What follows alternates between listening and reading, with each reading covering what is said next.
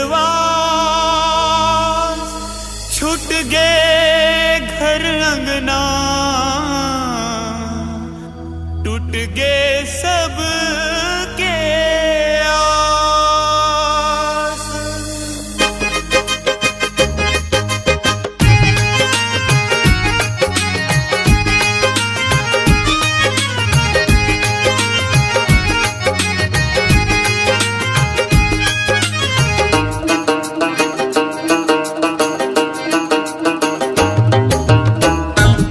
जिंदगी के नहीं ठिकाना, जेलापन कहबे तिन मारताना। ए जिंदगी के नहीं ठिकाना, जेलापन कहबे तिन मारताना।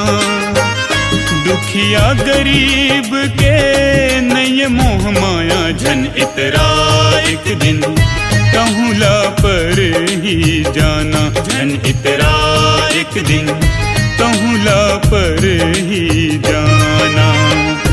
ए जिंदगी के नहीं ठिकाना।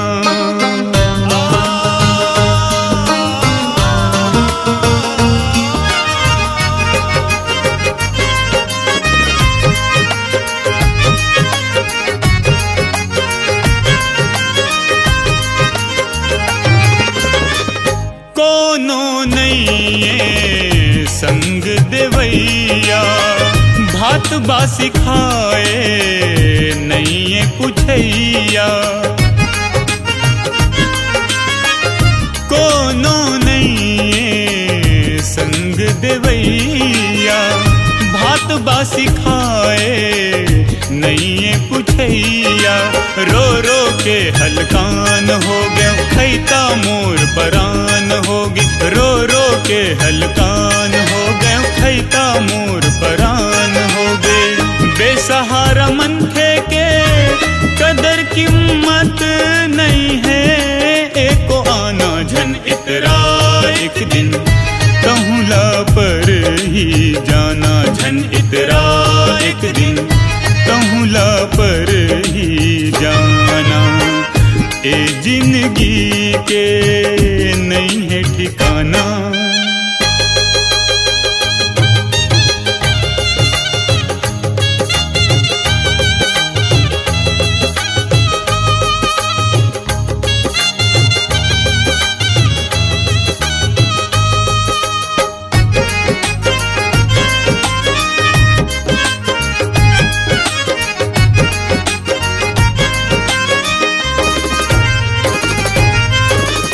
जावर जोड़ी कोनो के झन छूटे, दुश्मन घलौ के घर झन टूटे। हो जावर जोड़ी कोनो के झन छूटे, दुश्मन घलौ के घर झन टूटे। जिंदगी हा अंधियार होगी, सुनना ए घर बार होगे। जिंदगी हा अंधियार होगे, सुनना ए घर बार होगे। मरे असन मन खेला आओ मारे ऐसे है जमाना झन इतरा एक दिन, कहूला पर ही जाना झन इतरा एक दिन, कहूला पर ही जाना। ए जिंदगी के नहीं ठिकाना, जेलापन कहबे